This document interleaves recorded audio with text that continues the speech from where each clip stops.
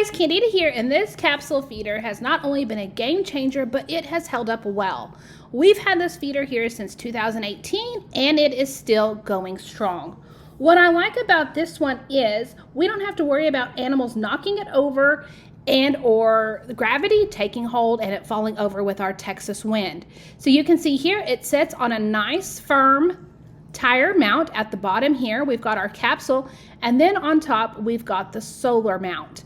That solar mount is what charges our battery, and right here, that silver lid, that's where we're going to fill it with corn. You can see here we've got some corn around the sides of it where it's been spitting it out, and on top is the solar panel. So that's what charges our battery, so that helps keep it going. And then when we open it up, we can see here we've got our battery, and this is going to be our timer. So we can set it by the hour, the minute, the runtime. We can have it programmed to go off 6 different times. And so with the 6 different feeds, it's going to be able to shoot out that corn and feed the animals, which is great when it comes to feeding.